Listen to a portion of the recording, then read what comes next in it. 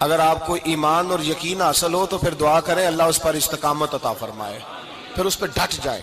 نبی پاک صلی اللہ علیہ وسلم نے فرمایا میں اس بات کا خوف نہیں کرتا کہ میری امت کمزور ہو جائے گی، اس بات کا ڈر نہیں کہ پیسے ختم ہو جائیں گے، نہ یہ خوف ہے کہ بھوکی مرے گی۔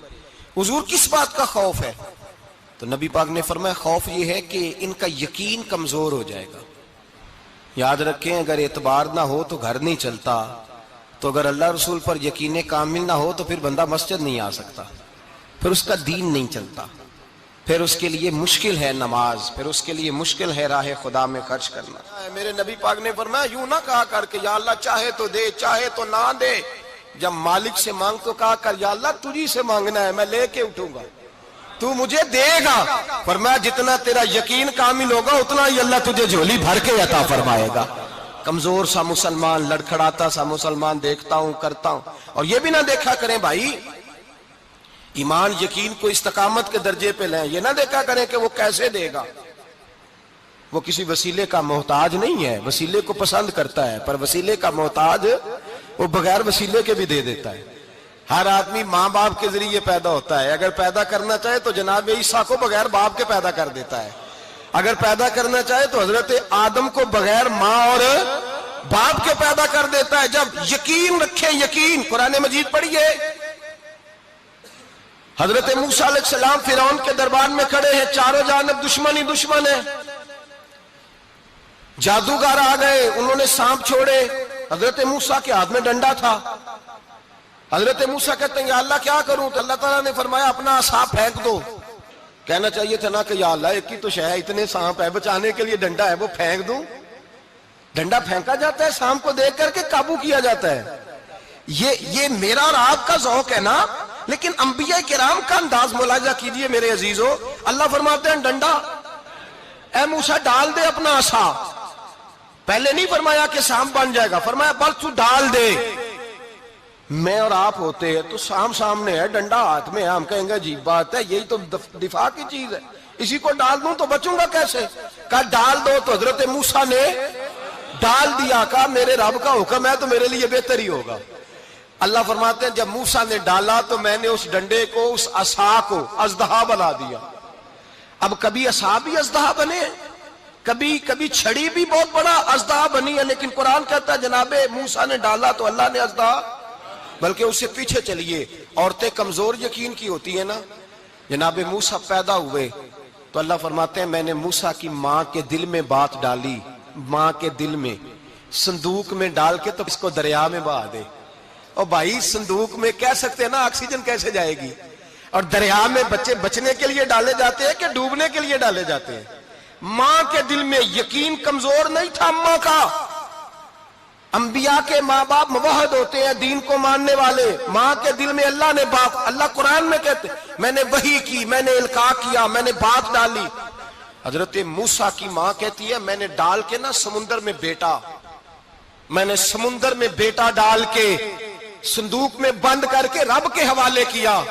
آپ فرماتے ہیں میرے مالک کا بھروسہ کیا تو پھر میرے مالک کا کام دیکھو، کمال دیکھو، میں نے دریا میں ڈالا، اللہ نے فرعون کے گھر میں میرے بیٹے کی پرورش کرا دی۔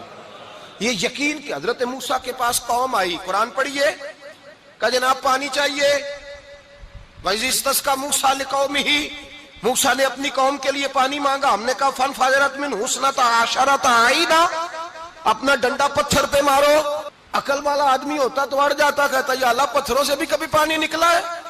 اضرب بعصاک الحجر، مارو پتھر پہ ڈنڈا۔ اللہ کے نبی نے منٹ نہیں لگایا، ٹھا کر کے ڈنڈا لگایا، فَانْفَجَرَتْ مِنْهُ اثْنَتَا عَشَرَةَ عَيْنًا۔ اللہ فرماتے ہیں جناب موسیٰ نے ایک عصا مارا، میں نے 12 چشمے جاری کر دیے۔ تو لے تو اللہ کرتا ہے، اللہ کہتا ہے پڑھ نماز روزی دوں گا، کہتا ہے سوچتا ہوں۔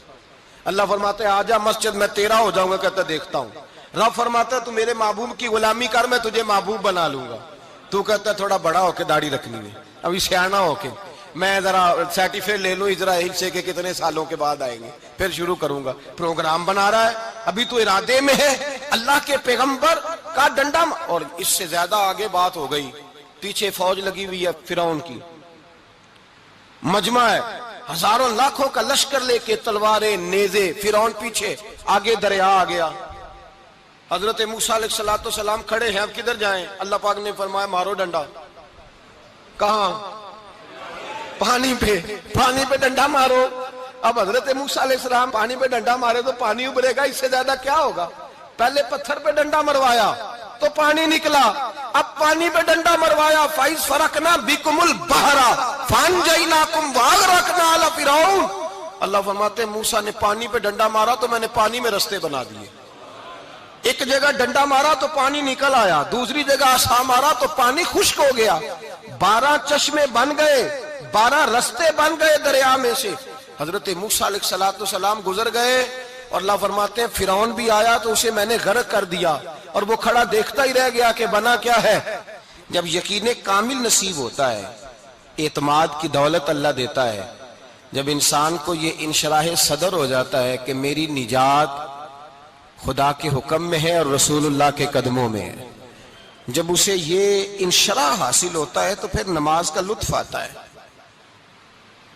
غور کیجئے کیا جملہ کہہ دیا میں نے، پھر اسے نماز کا پھر اسے نماز بوجھ نہیں بلکہ نماز نہ پڑھے تو اس پر بوجھ ہوتا ہے، پھر قرآن مجید اس کی روح کا ساتھی ہو جاتا ہے، پھر عبادات، تقوی، پرہیزگاری، پھر وہ ایک سنت کے چھوٹنے پر پریشان رہتا ہے جب یقین کی دولت نصیب ہوتی ہے۔ قرآن مجید فرقان حمید نے کہا ایمان لاؤ تو پھر ایمان پہ ڈٹ جاؤ، مسلمان بنو تو پھر اسلام پر۔ پھر یہ جو کمزوری ہے نا، یہ دیکھتے ہیں، کرتے ہیں، چلتے ہیں، ابھی کل ابھی پرسوں بہانے ہیلے، ابھی میں نماز شروع کرتا ہوں دیکھتا ہوں لا الہ الا اللہ محمد الرسول اللہ صلی اللہ علیہ، جب کسی نے کلمہ پڑھا تو اس پر پورا دین ضروری ہے، پورا۔ اب وہ یہ نہیں کہہ سکتا کہ تھوڑا تھوڑا کر کے آؤں گا۔ یقین کی دولت نعمت ہے۔ اللہ پاک قرآن مجید میں فرماتے ہیں ان الذین قالوا ربنا اللہ ثم استقاموا، جنہوں نے کہا کہ اللہ ہمارا رب ہے اور پھر وہ اس پر ڈٹ گئے، پھر اس پر وہ کہا تو ڈٹ گئے، کھڑے ہو گئے، نہیں اللہ ہی رب ہے، اللہ ہی دینے والا، اللہ ہی مالک، اللہ ہی ہمارا رازق ہے، رب ہی ہمارا سب کچھ۔ جب ڈٹ گئے تو فرمایا تتنزل علیہم الملائکہ، پھر میں ان کی مدد کے لیے آسمان سے فرشتوں کا نزول فرمایا کرتا ہوں۔ فرشتے کیا کہتے ہیں؟ اللہ تخافوا ولا تحزنوا، غم نہ کرنا، خوف نہ کھانا، وابشروا بالجنۃ التی کنتم توعدون، ہم تو تمہیں اللہ تبارک و تعالی کی اس جنت کی خوشخبری دینے آئے ہیں جس کا رب نے تمہارے ساتھ وعدہ کیا ہوا ہے۔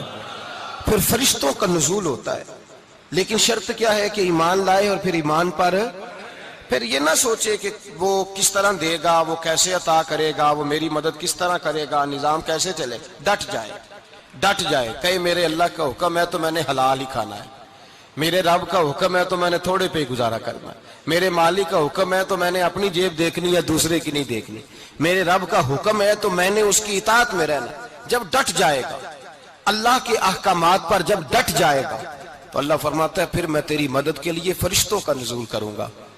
نبی پاک صلی اللہ علیہ وسلم نے فرمایا 2 دولتیں اگر کسی کو اللہ دے دے تو سمجھے اللہ نے اسے دنیا کی سب سے زیادہ دولت عطا فرما دی۔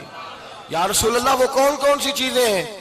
فرمایا ایک جس شخص کو اللہ نے معاف کرنے کی دولت عطا کر دی، جو معاف کرنے لگ گیا، جس کی طبیعت میں درگزر آ گیا، جو معاف کرنے لگا، غلطیاں معاف کرنے لگا، جس کو ایک دولت یہ مل گئی۔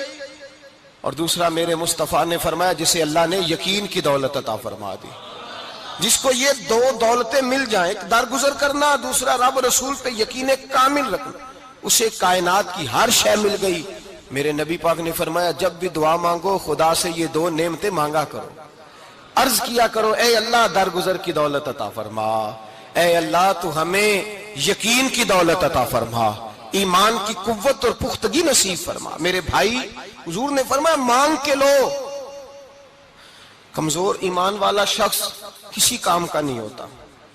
جس آدمی کے ذہن میں شک کا بیج ایک دفعہ جنم لیتا ہے وہ آدمی تو غلام سے بدتر ہے۔ بے کیف سجدہ، روٹھی روٹھی سی عبادت، اس کی زندگی کیفیات سے خالی ہے۔ جس شخص کو پتہ چل جائے نا لوگ میرے مخالف ہیں، اس کا تو سجن رہتا ہی کوئی نہیں۔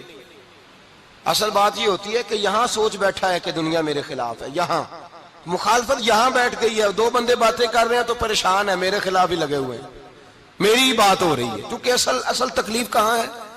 اور اگر یہاں یقین کامل ہو گیا نا کہ سارے مجھ سے پیار ہی کرتے ہیں، تو پھر دو بندوں کو بات کرتا دیکھیں گے تو یہی سوچے گا میری تعریفیں کر رہے تھے، کہہ رہے تھے کیا ہی بات ہے اس کی